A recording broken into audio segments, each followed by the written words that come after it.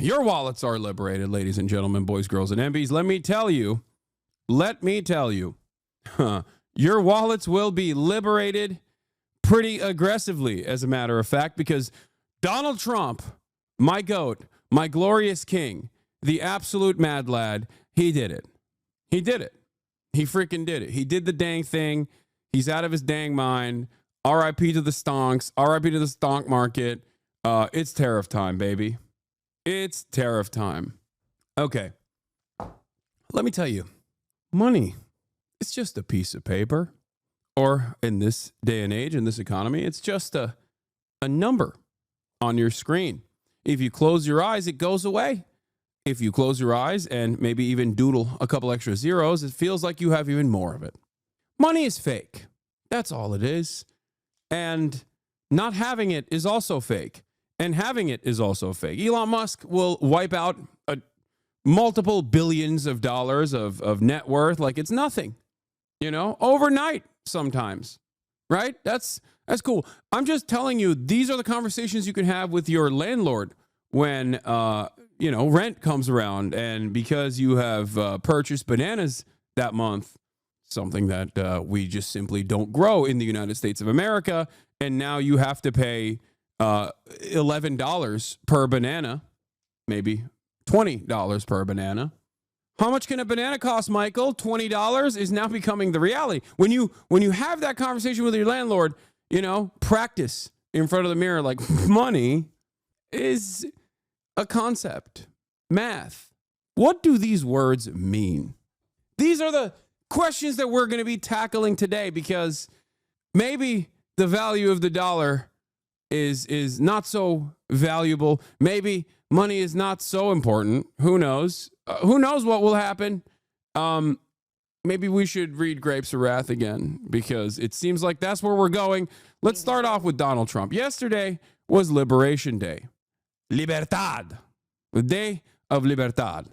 Donald Trump finally came out and said, hey, enough is enough. America, after being at the forefront of developing a complex network of supply chains that simply benefit the American consumers in a way that completely eviscerated the American working class, in a way that only benefits American capital owners, so that they can constantly chase profits overseas by manufacturing goods and products and commodities overseas and completely gutting the American middle class and the American working class, leaving them in destitute circumstances. Donald Trump said, enough is enough. We ate good with global trade, with free trade for quite a long time. And we want to eat even better somehow. But because I have no solutions, I've decided I'm going to put tariffs on every country on the planet, with notable exceptions, North Korea, Russia, and, well, Iran got 10%, I believe. But North Korea and Russia, I believe, are two countries that didn't get it. But also, we don't really do any trade with them, so I don't think that's all that impactful. But Donald Trump, Big T, the T-Dog, the T-Man, he said, tariffs galore. It's the most beautiful word in the language. It's the most beautiful word for the most beautiful world and the most beautiful girl. Tariffs. That's right. Let's take a look at the tariffs that were placed upon Penguin Island and McDonald's Island, places where we have a tremendous trade deficit with. Now, why am I talking about trade deficits? I'll get to that. I'm spoiling it. Let's talk about this first. With President Trump's new tariffs, take a look at this map. It shows the countries targeted by the president's trade war. Markets around the world are responding this morning. Our own market here is facing much, much lower. Yeah, because there is serious concern about the potential shockwave through the global economy and to American consumers' bottom line. We'll be breaking down a potential impact, but first, let's go to our senior political correspondent, Rachel Scott, at the White House. Good morning, Rachel. Also, I forgot. Michael, good morning to you. These tariffs are sweeping, and the impact will be widespread. A move that will not only reshape the U.S. economy, but could also shatter relationships with our closest allies as businesses and companies prepare to raise prices on everything from clothing to groceries. I can't tell. Is this good? Don't forget Mauritius. What do we even buy from them? What about Cambodia? What are we doing? Every country, Every country got slapped with a tariff so bad that countries that got 10%, like Turkey, were like, okay, he likes us. Donald Trump is behaving like an abusive husband, okay? Donald Trump is behaving like an abusive father, beating the shit out of everybody, okay? And the ones that only get the backhand one time are going, oh, he must like us a lot. That's the situation in front of us right now. That's what's going on. My fellow Americans, this is Liberation Day. This morning, President Trump dramatically escalating his global trade war, announcing his most sweeping set of tariffs yet on goods from every country that trades with the United States. This will be indeed the golden age of America. It's coming back. The president declaring a national emergency and putting into place what economists are calling the highest tariff since the early 1900s. Starting this morning, a 25% tariff is now in effect on all foreign cars. That could raise the price of new vehicles by more than $6,000. Then on Saturday, a 10% tariff on nearly all foreign imports. Roughly 60 countries, including some of America's closest trading partners, will face even steeper tariffs. A 20% tariff on products from the European Union, and an even higher 34% tariff on products from China. The president saying it's all in response to what other countries are imposing on the U.S. If you want your tariff rate to be zero, then you build your product right here in America, because there is no tariff if you build your plant, your product in America. But experts warn those tariffs will only lead to higher prices on everything from groceries to clothing, iPhones to cars. Some analysts say in a worst-case scenario, it will cost close to $1,800 for every American, $7,200 for a family of four. They're going to touch everything from going to the grocery store to going out to restaurants to even having to go to places like the movie theater. Patrick Cumrow owns an... I'm being so for real when I say this. The entire thing that holds American society right now together is treats and the affordability of treats and basic goods, okay? When that goes away, Americans, I think, which are otherwise incredibly servile and also brain rotted with peasant mindset, will actually riot, okay? I think Americans will riot like the French did.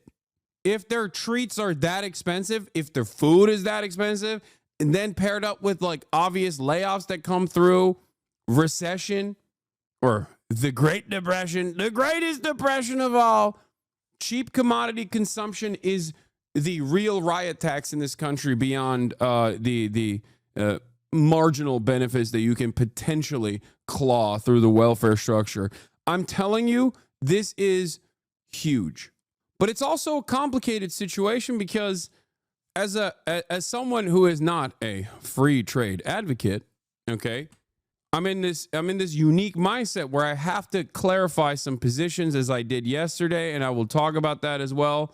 But of course, the MAGA cultists have basically started doing this. They've started. You do not need the new iPad. You do not need the new cell phone. You do not need the new video game console. You want them. There's a big difference. And if you look at the people whining about the tariffs, I challenge you to ask them how their lives have been affected in any way. This right here would lead to someone getting assassinated if it was like a leftist saying this under Joe Brandon. And some did. Some did say this. You know what happened to them? Joe Brandon lost. Kamala Harris lost. This is psychotic. They went with what's his face? The Vibe Session guy mindset so fast.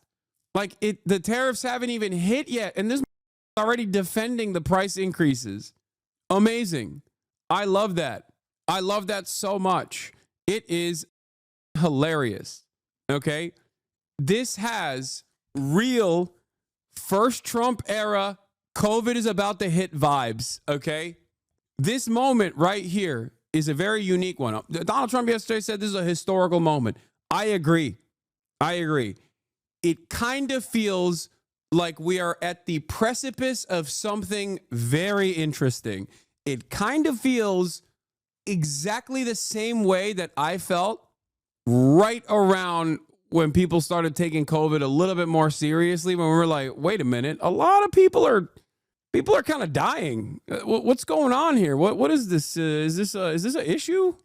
That's what it feels like. Like it feels like we're at the precipice. Okay. Now, who knows what will happen? Well, I have some ideas. I have some opinions, and I will get to that. But the short and sweet of it all, free trade is ass. Free trade is horrible for the domestic manufacturing output, the labor in this country, and it's also predicated upon the consistent domination of the global South in an effort to have much cheaper slave labor elsewhere.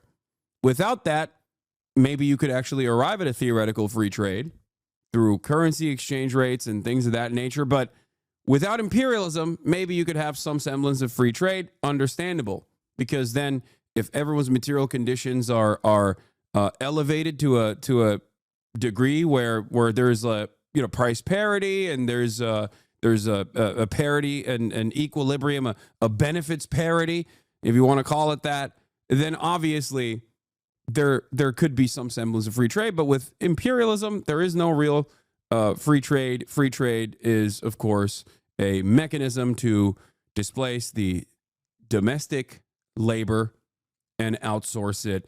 And it was done by American business owners, people like Donald Trump. Make no mistake. When Donald Trump says these other countries are us over, not anymore, he's lying to you.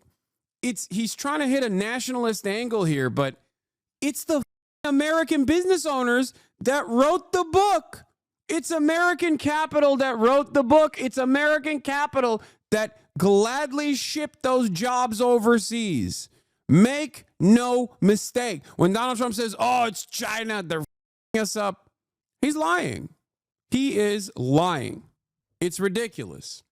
Global trade is a necessity in this day and age. Okay, I don't have an issue with that. I'm not a trade isolationist across the board. I am not a firm and committed believer in Marxist-Leninist Jushaist ideology. Okay, having said that, what Donald Trump did yesterday, he said it was past presidents and our government, you idiot. No, you are the idiot because you don't understand. It is not our past presidents and our government. It is American capital owners that betrayed the American working class. Shut the up and listen to the adult in the room who's explaining to you. Because guess what? All of those free trade agreements would be meaningless if American capital owners were like, yeah, no, I'm not going to actually move manufacturing to become more competitive in the global marketplace. Move manufacturing overseas, offshore labor like that. Through the government and trade negotiations, ain't nobody made your father's boss move the factory to China at gunpoint, okay? They did that voluntarily. They wanted that to happen. That's why they wrote the rules. You are wrong. You're wrong. I'm shaking you. I'm shaking you like a baby until you are no longer wrong. And as is the case with American antitrust, as is the case with everything in the United States of America, it yielded tremendous profits for corporations, for the super wealthy, a mass consolidation of wealth and power at the tippy top. Having said that, it also came with cheap consumable items, cheap commodities. So consumers were servile. Consumers were made to not realize how devastating this was for their future, for the future of the economy. That's it.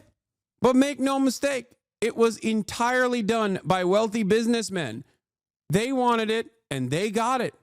So for Donald Trump to say this is previous administrations, this is China, you're wrong. It's the very same super wealthy people right now that are still in power and have become even more powerful in the consequence of this. Okay? Those were the villains that conducted this operation. And the American government led this process of global domination, led this process of international markets favoring the American consumer base in the short term while directly displacing the labor force, which would have genuine material harm, genuine consequences for the American economy in the long term. And we are now living in the ashes of that. That's why I talked about the difference between looking at Chongqing 30 years ago in China versus now on a trajectory of growth and prosperity versus a place like Gary, Indiana, or Detroit, which is on a downward trajectory. So I need you all to understand cheap televisions and cheap consumer goods gave Americans the feeling of wealth. And because of endless domination overseas, specifically on the global south, unequal exchange of the global south, Americans, comparative to the living standards of the global south that were being dominated, were better off for sure. They were better off. Having said that, however, wealth is still relative domestically. You match it against those, you match those who have not against those who do have it, right? And in that process, I think wealth disparity grew tremendously in this country. And now we are in this predicament. And the only way out of this predicament, ironically enough, is to be China. Is to, efendim baba, okay, is to do China, is to literally have industrial trade policy, nationalization of key sectors, boosting manufacturing, a federal jobs guarantee, a federal jobs program. That's how you're supposed to get out of this, with central planning. You're secretly excited about this all, don't lie. No, I think that, I mean, this is a situation where I think Americans will break away from, this is a situation where I think Americans will break away from Donald Trump, regardless of what these freakish, cultish losers are saying, because you can't make someone, through the cult mentality, you can't make someone believe that they have more money in their pocket. If they feel it, they feel it. Okay? Oh, dude, China like removed term limits for their premier like what Xi Jinping did? Yeah, ironically enough, that question you're presenting is exactly what we are doing. We're doing the bad parts of Chinese governance and not the good parts of Chinese governance. America already had a surveillance state. It is accelerating. America, at the very least, cared about like a theoretical free speech. It's eroded. We're moving in the Chinese direction in all the worst ways, in all the wrong ways, and not moving in the Chinese direction in all the best ways, in the right ways. Even development, rapid urbanization, massive infrastructure projects, massive infrastructure expenditures. This is the problem. That is the issue.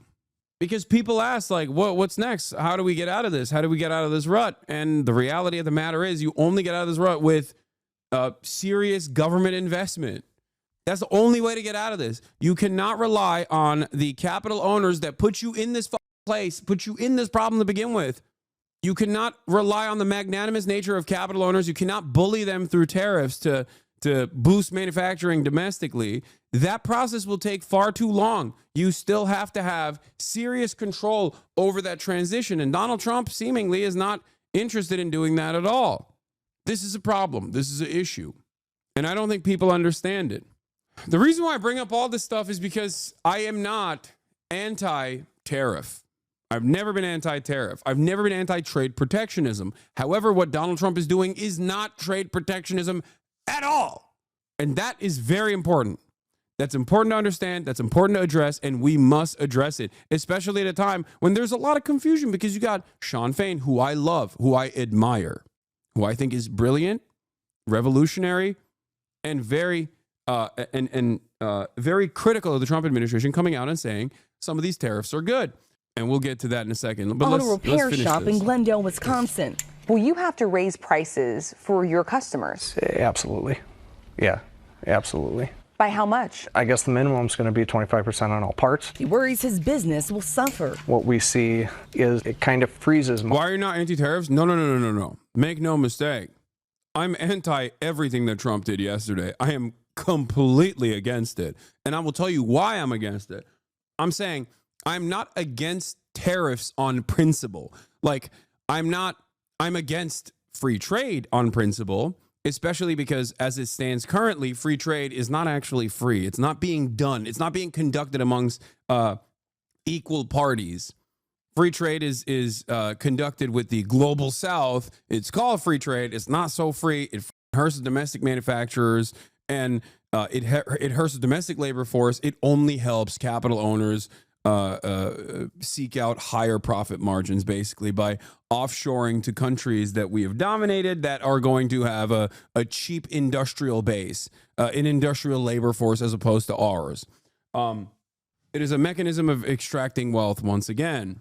Money freezes the willingness for customers to spend because they don't really know the future. And in North Carolina, a state already hit hard from Hurricane Helene, some business owners say they have no choice but to raise their prices. It's not a matter of if, it's a matter of when we will have to raise prices. The president is confident the tariffs will bring jobs and manufacturing to the United States. Some auto workers applauding the move, but acknowledging that could take time. I don't think it's going to be that long, but we have to be patient and let it happen. The administration sending a warning to other countries not to retaliate. This is not a negotiation, it's a national emergency. Markets around the world tumbled with our allies denouncing the move, some even vowing countermeasures. Democrats quick to point out the president's campaign promise to lower prices for American families, but the president betting big here that this will bring manufacturing jobs. You know what's funny about all this? If I'm a European leader right now, I'm pissed because this entire global trade structure was directly designed by American businessmen and European businessmen as well, but specifically dominated by American businessmen. We built this complex web. We took advantage of this complex web for decades. And now Donald Trump's like, nah, I'm done. I want more in return from you. And the reasons why he's doing this are there's the suggestions that he's making, like what he claims he's doing this for, and what I know is the real reason why he's doing this. And I'll be very honest with you. It's clear. This is to try and decouple the West, specifically the United States of America, from China as the manufacturing hub of the planet. That's it. Okay? This is seen as a matter of national security. This is a national security concern from the perspective of the anti-China hawks in the American government. They understand that if China were to not be so restrained in the future one day and all of a sudden stop the flow of treats to the United States of America, especially as China has implemented initiatives to create secondary markets for themselves, specifically in Africa, developing Africa, and using that as a market to sell to. Like, these are all the Belt and Road Initiative. These are all important steps that the Chinese government has taken because of its grand design for global trade. It in that process of China decided, yeah, you know what, we're just not, you're over. Okay, no more goods for you. It would collapse the United States of America. It would just collapse it. It would collapse the entire West. And I think that Donald Trump and his advisors recognize that fear and are actively trying to work against it. They're actively trying to bring back manufacturing and claw back some of that capability by force. The problem is they have no vision. They have no conviction. They're squishy, and they're backed by capital. So how the f do you do that when you try to do that through the neoliberal private-public partnership that you only implement? You can't do it. You can't bring back manufacturing this way. The most you'll do is the CHIPS Act. Ironically enough, what Biden was doing was the extent of what you can do if your vision is stuck within the neoliberal framework. That's it.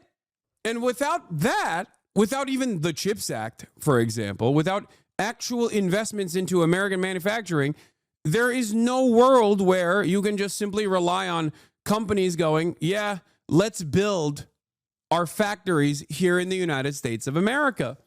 And this is a dangerous prospect for numerous reasons because it will backfire for a couple different reasons. The lack of vision, the lack of Chinese vision, Chinese style central planning vision within the American government will inevitably lead to massive failures. Why? Because without central planning in this process, you're simply relying on foreign investment coming back into the United States of America because they're too fearful of the tariffs or whatever, which is already on shaky ground to begin with. That's number one. Number two, when tariffs kick in, and let's say you do start building factories, you build the domestic manufacturing, you build your output. There is no guarantee that other countries will be purchasing. The trade deficit is what Donald Trump wants to fix. But there's no guarantee that the other countries are going to start purchasing these commodities from the United States of America once it's made in the United States of America. That's number one. Number two, you build the manufacturing, okay? You shut off trade internationally. You shut off trade from China that way because now you have an alternative. You have the domestic production, okay? Great, fantastic. You have the domestic production. No one is going to pay tariffs because no one is going to be purchasing foreign goods. So all of a sudden, the tariff faucet is closed. So it doesn't necessarily make sense on that front either. And more importantly, even in the short term, tariffs will, of course, lead to inflation. What is inflation? It is just a collection of commodities that you track. That's and the prices of said commodities increasing. That's what inflation is. Why? Why will this lead to inflation? Because all of a sudden, every good, what a tariff is, for those of you who don't know, is an entry fee that usually an American importer is paying. Okay? It is not paid by the other country. It's paid by the person who is bringing the good into the United States of America. It's an entry fee that you're paying the American government. So it's a tax that they're paying. But that tax carries over to you, the consumer. How does it carry over to you, the consumer? Because you pay the entrance, you pay the entrance fee for the good that you're shipping into the United States of America, and then that automatically increases the price of the thing that you're selling because they have to keep their profit margins the same. God forbid they eat away at their profits. They're never going to do that. So all of a sudden, the price of the good is higher.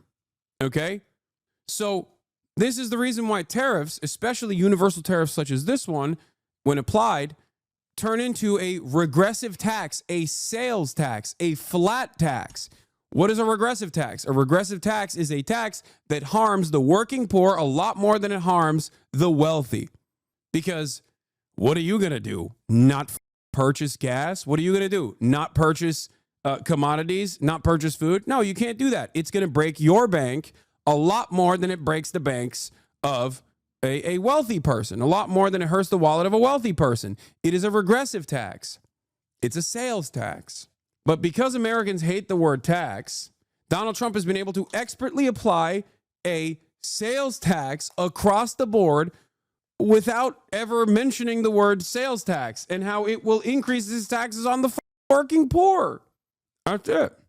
So we're all going to get raises, right? No, you're not going to get a raise. You're probably going to lose your job, as a matter of fact, because as purchasing power diminishes because of inflation, companies will no longer be able to continue growing and be able to hire people, and inevitably will fire people. Layoffs will happen, which will accelerate the lack of purchasing power in the country. It will cripple the economy, and you will go into a depression. A great one! A Great Depression! And this has happened in the American past, in the not-so-distant American past, as a matter of fact. So on the one hand, I wanted to make sure that you understand that I am not necessarily anti-tariff. I am not necessarily anti-trade protectionism. I think trade protectionism can be good, especially when there is a domestic competitive industrial force that already exists in the country, so they can quickly accelerate production. For car manufacturers, for example, this very much exists. For the UAW, for the American car manufacturers, this is seen as beneficial. However, the issue here is, as it has happened in the past, when Donald Trump did tariffs before on other goods last time around, and as tariffs have been implemented in the past, domestic manufacturers will also increase prices. So unless, and this is the last part of the problem that I was explaining earlier, unless there is price caps for American domestic manufacturers coming from a competent administrative state that actually wants to boost domestic manufacturing without making the American consumers incur that cost, they have to do price controls. But they will never do that. And this is precisely why historically, whenever tariffs happen, American manufacturers also increase their prices, as they did during COVID, regardless of supply and demand. This can only be done because of the tremendous amount of corporate consolidation that took place. Greedflation would not exist if there was at least a regulatory apparatus that stopped companies from behaving in these ways where they're like, well, you have more purchasing power. I'm just going to increase my prices. And it seems like, you'll yell, but not at me. You'll yell at the government. Great. Okay. My profit margins will go higher and higher year over year. It's fantastic. Do you understand the problem here? Do you understand why this will abso-freaking-lutely increase prices? Because not only does this immediately increase prices for all goods that you purchase that are being imported into this country and all the raw materials necessary for even domestically manufactured goods, as a matter of fact, there's a lot of that as well that will increase the prices of even domestically manufactured goods. But outside of that, domestic manufacturers will also increase their prices because now there's market demand for it. Now everyone else's prices are higher. Why should you make less profits? Because once you recognize that under capitalism, there is never, ever going to be a moment where those with the fiduciary responsibility of constantly improving their profit margins for their shareholders, constantly people that are legally bound to constantly improve shareholder value, will always increase the profit margins to the best of their ability, always improve shareholder value to the best of their ability. Then you start recognizing that they will never have an incentive to reduce the profits. They will never actually keep prices stable unless they're forced to keep prices stable. And a country like the United States of America has never done that, with the exception of Nixon, I guess. And Trump is certainly not the guy, I think, that will do that. This is why prices are slated to explode. That's it. Meanwhile, President Donald Trump has said the market is going to boom. And boom it has. And boom it has. Now let's watch Time doing how tariffs work from 2 months ago. Hopefully this will be a quick and short explainer for you. U.S. manufacturers make cars for $100, and they are selling briskly here at home. But the Chinese enter the market. They set their prices at $75. U.S. cars don't sell as well. The government decides to help the U.S. car makers, and they slap an 100% tariff on Chinese car imports. The companies that do the importing pay the tariff to the government. They typically raise the price of their products to cover it. Now, cars from China cost $150. Yeah. Consumers flock back to U.S.-made cars, and even if China goes, all right, we'll lower the prices of our cars even further to help out the importers, okay? Even if they say, we'll help out the prices, we'll help out on our end, the tariffs are usually so high that Chinese cars, once they do enter the American marketplace, because of the profit incentive from the importers, the middleman in that situation, they will still not be able to compete with American manufacturers. However, the way that this works is once the Chinese cars on the marketplace are $150, these cars don't stay at $100. They go up to $125. Sometimes they also go up to $150. Do you understand? Because the same incentive structure, the same profit motive exists for the domestic manufacturers as well. So they take advantage of the market and they also increase their prices. All is good again. China may even open plants to build cars in the U.S., adding U.S. jobs to avoid the tax. But China likely retaliates and slaps tariffs on U.S. goods, making them more expensive overseas and hurting U.S. exports in different industries. Increased demand for U.S. cars and a lack of competition from other manufacturers may motivate U.S. car makers to raise their prices too. The market becomes less efficient and innovative. Yeah, this last part is just, to a certain degree, this last part is obviously, how do I put this?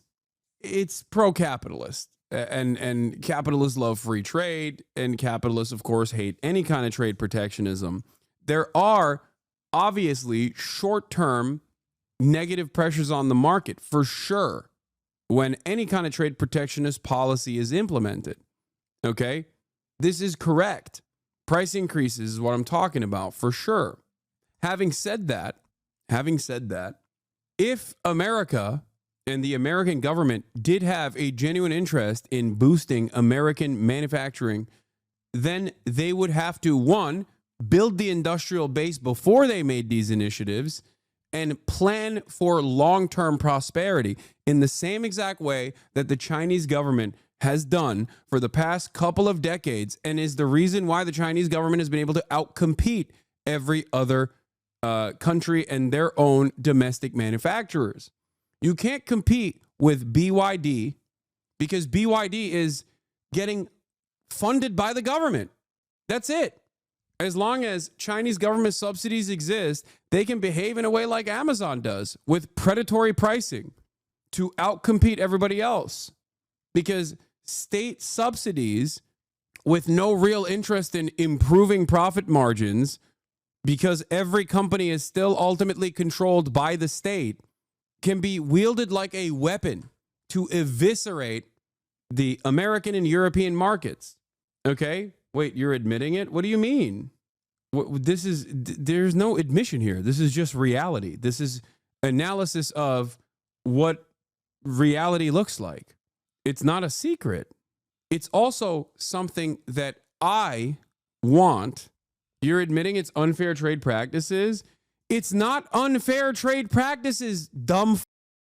It's only unfair trade practices because America can't compete. What are you saying? We also subsidize our agricultural output, for example. I think it's significantly less fair when the United States government dominates a country and incentivizes them not to produce their own agricultural yields and instead makes them poorer and poorer as a consequence, and simultaneously offer them our subsidized agricultural output instead. That's unfair. What China is doing is competing in the global market. China understands the game and plays it too well, and you're like, oh, it's unfair. They're dunking on us too much. Subsidize the single industry and keep prices low, bankrupt all other companies in the industry, not unfair. My friend, that's a government. You're just coping because our government won't do that. I'm saying our government should do that. Hello? You're mad that America set the rules of the game and China is dunking on us. It doesn't make any sense.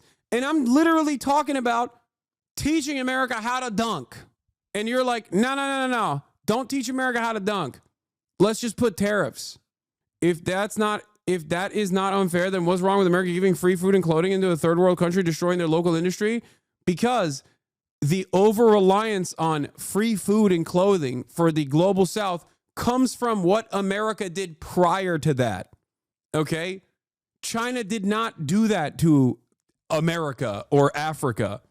Do you understand what I'm saying?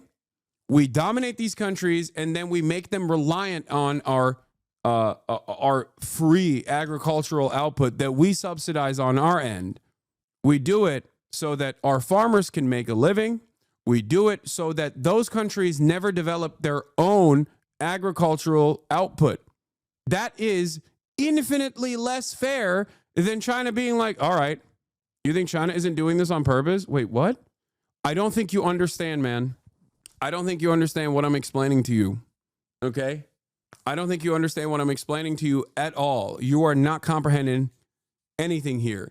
China is competing against countries that are more powerful than it, because they are able to use the profit incentive backed capitalist liberal democracies and their lack of interest in dominating private corporations or controlling private corporations against them.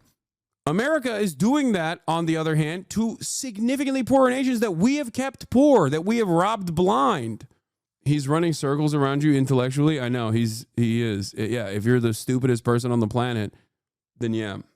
Why Twitch is recommending me terrorist propagandas? I don't know. Is there like a pro IDF account on here that Twitch is recommending to you? Is that what's going on, chatter? Why is our government allowing this? Because the American government has always been a proto-capitalist nation and then a hyper-capitalist nation.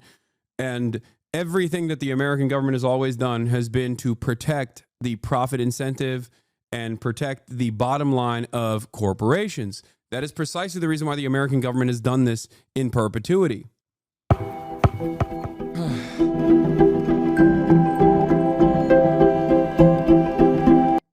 That's it.